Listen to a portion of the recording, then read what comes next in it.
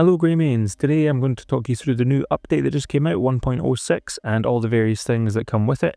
It's not going to be a very long video, should be able to summarize everything up for you pretty quickly. And as you can see right now I've got a bear mount, but we're going to start off with something simple, which is the claw machines in Demeniss near the circus. Now, this will reward you with abyss artifacts, abyss gears, as well as stuff for your house. Now I'll showcase that later on because that stuff is pretty cool. There will also be a sigil of valor, which you can get from this shop here, but it's not currently in there, so I'm thinking it might be when the shop refreshes, and then what that means is your pets will then attack enemies for you instead of just picking up loot. So it should be in the Porine village, and then as I mentioned, one of the main things is you can now register your mounts and you can tame them. So like a bear, you jump on its back and you use force push so it doesn't kick you off, and then eventually he'll stop trying to kick you off. And what you then need to do is feed your mount a few bits of meat. And then if you feed him enough meat, he'll get to a level 100 trust. And then you just need to press triangle or whatever it is on your device. And then that takes them in.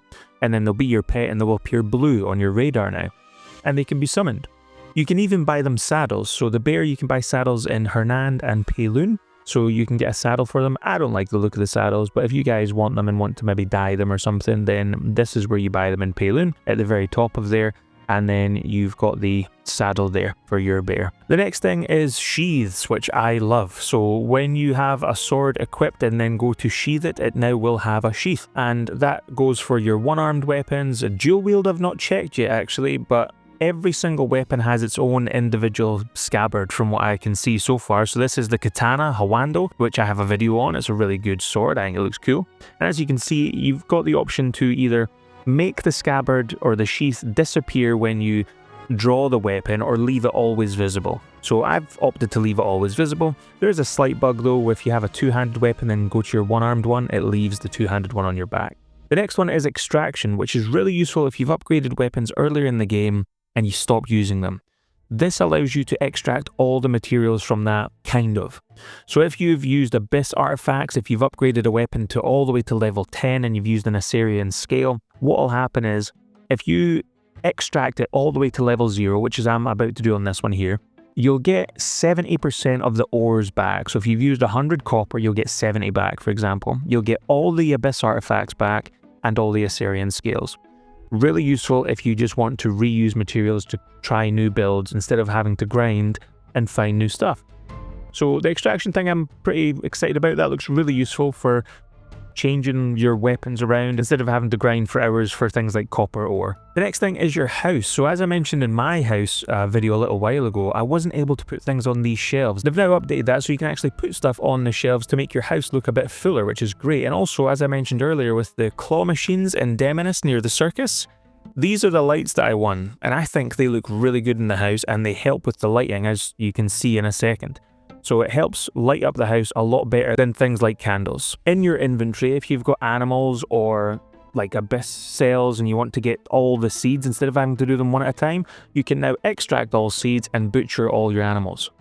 One of the biggest updates if you're looking to min-max and optimize is the fact that the Kuku armors and the Kuku equipment can now have abyss gears. So that's huge because this armor is the best armor in the game, as it has critical rate on it. And now you can add an abyss gear to it to make it even better. So that's going to completely change how people min-max their build, because this changes everything, because now you can add something to this to make the rest of the build work around it. So you could imbue something on here, and then your flame imbue, for example, which is the best one, you could take that off your gloves and then put it on this, so then if you go to unarmed combat, you've then got an additional thing on that. That's pretty much everything. I don't think there's much else. There's a few wee minor changes, like Onka has some additional unarmed attacks, and Cliff can wear some of his outfits. But looking at the patch notes, there's not a huge amount of changes from what I've said there. There is various different places that you can buy saddles for different animals, so like lions, tigers, cuckoo birds, the wolves, they'll all be in different areas of the map. I'll leave a link to the patch notes so you guys can check there depending on what mount you want to get, and you can go look for them. But otherwise, that's everything. If this has been useful, don't forget to like, subscribe and all that good stuff. I hope you guys have a good day. Catch you there.